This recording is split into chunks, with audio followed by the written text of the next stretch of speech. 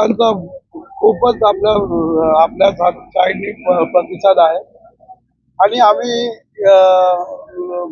गावाचा विकास करण्याच्या मुद्द्यावर आम्ही लोकांना हे करतोय. गावातले रस्ते असेल, गटार असेल, क्रीडांगण असतील, आरोग्याच्या याच्यावर असेल, सगळ्याच म्हणजे नगरपालिकेची स्वतःची इमारत असेल, सगळ्याच कचरा व्यवस्थापन असेल, सगळेच कामासाठी आम्ही त्यांना एक बोलून आम्ही आम्ही त्यांना सांगतो.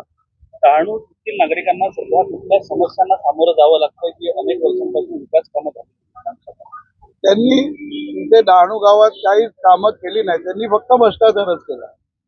जी जी कामं झाली ती स्वतःच्या लोकांना हे केलं, पुढे केलं आणि त्यांनी निष्कृष्ट दर्जाची कामं केली आणि ते सगळे पैसे त्यांनीच लागले.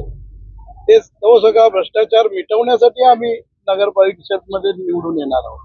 नक्कीच आपल्यासह महाविकास आघाडी मधील जे घटक पक्ष आहेत त्यांनी सुद्धा पाठिंबा दिलेला आहे. उभाटाचा देखील आपल्याला सुद्धा पाठिंबा असल्याचं सांगितलं जाते. किती फायदा होईल या सगळ्याचा आपल्याला? नाही, फायदा तर होणारच ना. सगळ्यांची मतं आम्हाला मिळणार आहेत. सगळ्या पक्षाची त्यांना जी मिळणार आहेत ती मतं आम्हालाही मिळेल आणि त्याचा फायदा आम्हाला निवडून येण्यासाठी होणार आहे. काही नाराजगी आहे का माजी नगराध्यक्षांविरोधात? त्याचा तुम्हाला फायदा होईल? लोकांमध्ये तर खूप नाराजी आहे.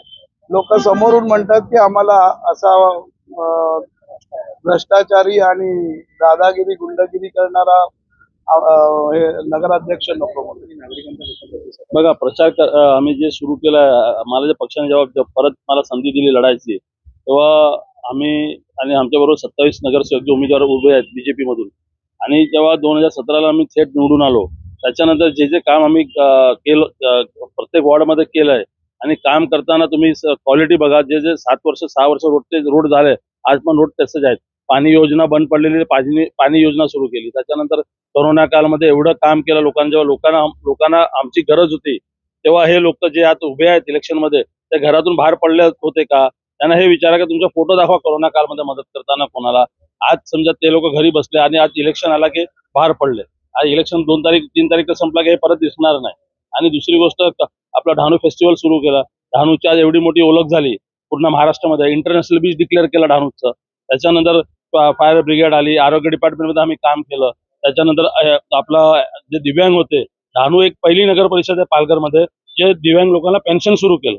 त्याच्यानंतर फक्त आम्ही नगरपालिकेचे लोक पब्लिकचं बघितलं नाही, नगरपालिकेचे कर्मचारीचं सुद्धा बघितलं. तुम्ही कर्मचारीची पण बाईट जाऊन घ्या. त्यांना 6 पे एरर 7 पे एरर हे कधीच कोणी दिलेलं नाही एवढ्या वर्षात.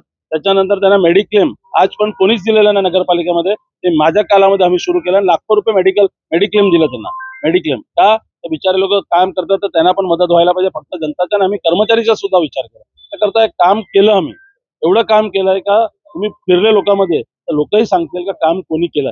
हे लोक 8 वर्ष दिसले नाही बाहेर. विकासाचाच विरोध केला आहे लोकांनी. प्रत्येक कामाचा विरोध. पारनाक्यापासून तर तहसील ऑफिसचा रोड नाही व्हायला पाहिजे, पाणी पुरवठा नाही चालली पाहिजे. डहाणू गावाच्या मशांचा विरोध केला. कॉन्ट्रॅक्टरला शिवीगाळी केली, काम करायचं नाही इकडे. का? तर हे विरोध केला, काम नाही होणार तर भरत राजपूतचं नाव खराब होईल. पण त्यांनी तरी पण सुद्धा आम्ही काम केलं. तुम्ही जाऊन ते जनताला विचारा. आणि हे सांगतात तर काहीच काम केलं नाही, तर ह्यांना हे विचारा की 8 वर्ष झाले, 5 वर्ष नगरपालिका होऊन झाले आणि 3 वर्ष नगरपालिका संपलं. त्या 3 वर्षाचा पिरियड तो आहे आणि 5 वर्ष नगरपालिका. ह्यांनी एक सुद्धा मोर्चा काढला का विकासासाठी? का विकास झाला नाही? एक मोर्चा प्रांत ऑफिसला दाखवा, तहसील ऑफिसला दाखवा, सीओ कडे दाखवा. कधीच नाही. आता उठले, ह्यांनी असं केलं, त्यांनी तसं केलं. लोकांना माहित आहे तर जनतामध्ये लोक कोण राहतो आणि कोण काम करतो. कोकणासह पालघर मधील जी डहाणू नगर परिषद आहे याच्याकडे विशेषतः शिवसेना आणि भाजपचं लक्ष लागून राहिले, कारण की थेट लढतायत, समोरासमोर लढत आहे. काय वाटतं, काय बघा, जेव्हा मागे पण 4 लोक उभे होते 2017ला, आता पण बीजेपी उभे राहणार. बीजेपीची ताकद आहे कार्यकर्ता पक्षाकडे. प्रत्येक बूथवर आमच्याकडे कार्यकर्ता आहे. त्यांना हे जाऊन विचारणार बूथ किती आहे, ते बूथ माहित नसणार त्यांना. आणि बूथावर तर कार्यकर्त्याची दूरची गोष्ट, बूथ पण माहित नसेल की बूथ किती आहेत. आमच्याकडे 1/10 1/30 बूथ आहेत तयार. त्याच्यानंतर डहाणू नगर परिषद ही बीजेपीची आहे आणि बीजेपीचीच राहणार. काल देवेंद्र फडणवीस साहेब येऊन सांगून गेले का पूर्ण महाराष्ट्र भरत राजपूत बरोबर आहे.